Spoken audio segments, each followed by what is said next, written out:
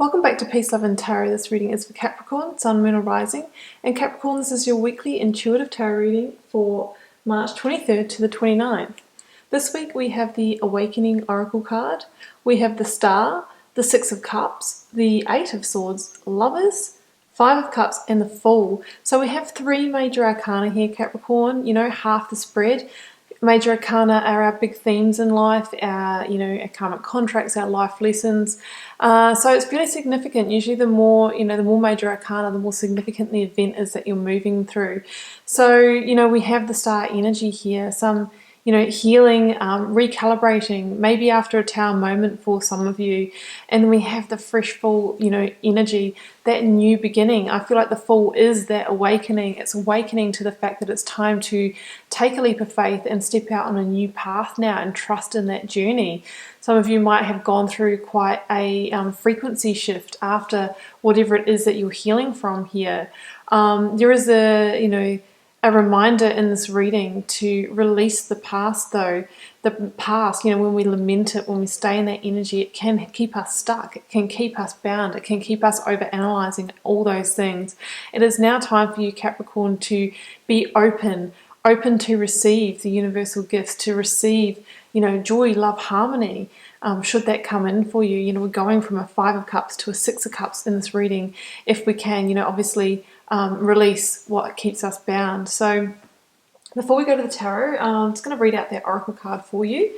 Awakening, energetic upgrades, a new way of being, integration.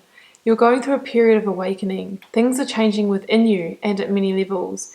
You are starting to remember ancient truths and discovering more and more about who you are and why you incarnated. You may find that you are experiencing past life flashbacks, seeing the invisible thread that is woven through all of life, or even feeling Kundalini Shakti rise through your body from the base of your spine. The most important thing for this time is not to overthink it and stay grounded. Share your experiences with like soul people while you consciously integrate them. Journal and pay attention to your dreams. You're remembering your soul and your gifts are emerging.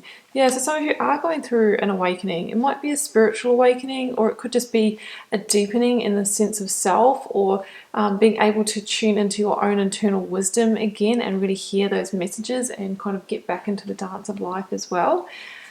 I want to start here in the recent past with the star energy and the Fool. Now, the star energy, as I mentioned before, is that calm after the storm that usually comes after a tower moment. So some of you may have gone through a tower moment recently. That can be a shattering of illusion, a great revelation. It can be a chaotic end to a situation, be it in love and romance or business and work. It's what, it really is a universal blessing in disguise that comes to get you back onto the path that you're supposed to be on. So it's saying that, maybe in the recent past you were a little bit stuck or stagnant, or engaging time and energy in a situation that karmically was done. The karmic contract was completed. And when we don't sort of heed the small messages and warnings of the universe to release something, and we keep going with it, that's when the universe comes in with the big guns, the tower, and brings down that construct for us. It really is that blessing. It's that silver lining, because we emerge on that new path that we're supposed to be on, aligned with our higher self. So the star is, that period of recalibrating, of healing, the rebirth that happens after a tower moment. Some of you can feel quite vulnerable at this time because you've been stripped bare. You've been stripped of something, of a partner, a job, a friendship, maybe a belief system, values, that kind of thing. But the star is about now, getting your emotions back into balance, getting grounded again, healing, recalibrating, and also really starting to tune into, what you want for your life now, making wishes on that star, because both of these cards have an indication of being divinely guided now, being guided out of this situation and onto the new path, which is the Fool energy. I love the Fool, guys. It is that fresh new beginning, a new beginning that can happen at anywhere in our life's journey.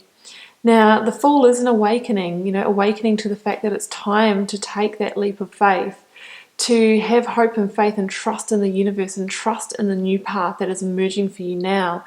And the trust is required because when we start out on the Fool's journey, we don't know where it's leading. We don't know what the destination is, and neither should we be overanalyzing and focused on that. We just need to be focused on the fact that it is time to take those first tentative steps and feel our way through it. The Fool takes, instinctual steps on this path, tunes into that higher self in order to keep a sure footing. But the reminder is, guys, and we have the same reminder in the Five of Cups, that we want to carry on with a light load and not take any baggage from the past. That is a key theme in this reading. We need to release what is gone and just be focused on that forward movement. We're going from star energy to sun energy here, and the Lovers as well. It's about coming into the light now, being divinely guided, and that path forward will be illuminated for you. But yeah, love the Fool. It's about reconnecting with your rebel heart or your higher self now and taking a journey in alignment with that. Whereas in the past, in that situation that you've released, maybe you needed to march to the beat of somebody else's drum, or you weren't in control in some way, or you had the belief that life happened to you, but now you're becoming the orchestrator of your own reality here, Capricorn. Yeah, some really focused current energies for you now. We have the Five of Cups and the Eight of Swords. So for me, guys, this is the reminder from Tarot, Spirit, the universe, that, if we focus on what we've lost, we focus on the past, the grief, the despair, the expectations that weren't fulfilled, the situations that didn't go as we wanted them to, it keeps us stuck and it keeps us bound and it keeps our energy bound, and it's going to prevent you from moving forward on this journey. This water or wine in these cups, which represents the past, has soaked into the ground. It's lost and you can't get it back. And by staying focused on that, keeping our energy engaged with it, it puts us into that, that state of darkness, that cloak of negativity or depression. Both of these characters are very still and stuck and unmoving. And when we're in that energy, and we still have energetic cords to the past, we can miss opportunities that are right there staring us in the face. It could be a lover in this situation as well. So we really want to, build that bridge, walk that bridge over these emotional waters back to the sanctuary of ourself, back to the sanctuary of the portal of the heart. We need to release the past. It can lead to inner conflict. 5 is the number of conflict in the tarot, and the antidote of conflict is change. So we really need to keep embracing the new in order to overcome the past. And the Eight of Swords, kind of similar energy, but different realms here. The Eight of Swords can be our own mental prison. So it can be the over-analyzing of the past, or, getting stuck in the fact of the, victim mentality, the low self-esteem, the low confidence, the focusing on how that past situation made us feel. But the past is the past, guys. And I always say that the past is the thief of the present. So it needs to be released. There is a clear pathway out of this. You just need to walk it. And I always notice in the Ace of Swords how this person is bound around the third eye, the heart, and the gut, all of the intuitive centers. So by staying stuck in the past, keeping energetic cords to the things that don't serve us and are not aligned with our higher self, we keep ourselves in a place where we can't access our inner wisdom.